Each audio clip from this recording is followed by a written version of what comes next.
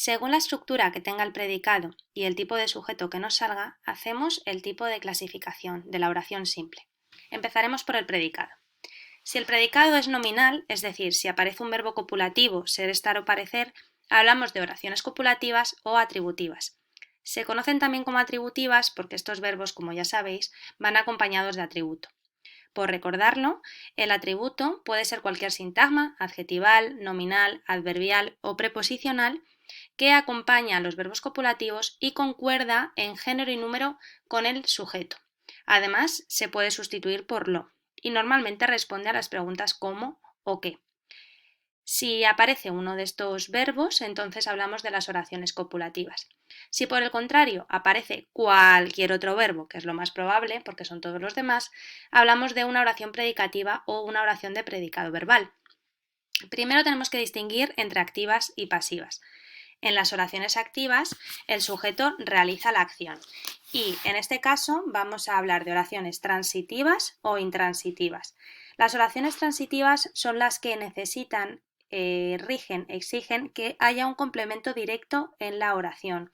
Por ejemplo, el verbo dar, porque es dar algo, entregar algo, comer algo, por ejemplo, ¿vale? Entonces son verbos que llevan un complemento directo. No es que se lo lleven complemento directo, pueden llevar otros complementos como un indirecto o cualquier circunstancial, pero el directo tiene que salir sí o sí. En ese caso hablamos de oraciones transitivas. Una oración en la que no salga un complemento directo sería una oración intransitiva. Por ejemplo, Juan juega a la pelota. Pues en ese caso hablamos de una oración predicativa, activa, intransitiva.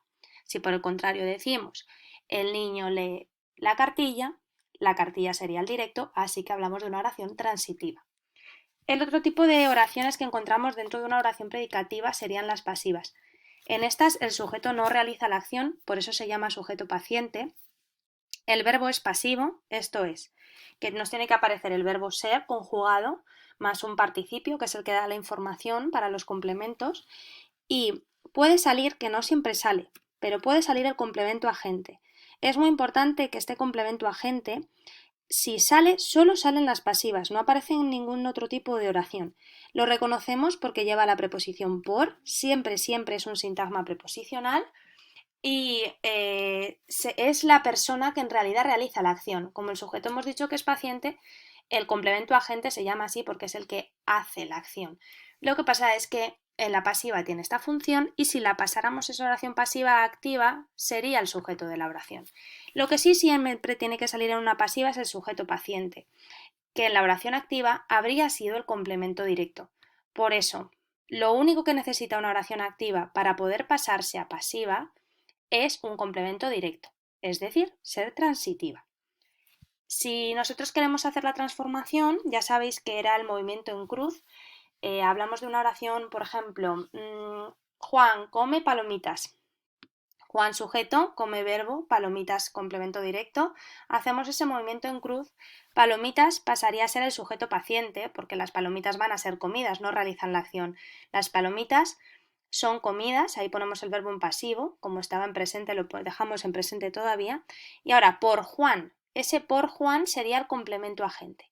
Además de estos complementos, este sujeto, el verbo pasivo y el complemento agente, que puede salir o no, repito, nos pueden salir otros complementos, cualquier circunstancial, de tiempo, de modo y que da más información a la oración. Entonces, cuando tengáis una oración, la tenéis que clasificar según el predicado. Si decimos, por ejemplo, nuestro vecino es arquitecto, pues tendríamos que clasificar la oración y diríamos que es una oración copulativa atributiva. No hay que decir nada más en este caso. Si la oración es predicativa, ya hay que añadir un poquito más. Si decimos, por ejemplo, los príncipes entregaron el premio a los ganadores. En este caso, como sí tenemos un directo que es el premio, tendríamos que analizar el predicado diciendo que la oración es predicativa, activa, transitiva. De esa manera queda un poquito más completo y es más larga de analizar de clasificar este tipo de oraciones. Por último, el sujeto. No nos podemos olvidar del sujeto. Esta parte es bastante sencilla. Si el sujeto aparece en la oración, es decir, si yo puedo señalar el sujeto, subrayarlo y poner sintagma nominal sujeto, quiere decir que el sujeto está en la oración, así que es el sujeto explícito.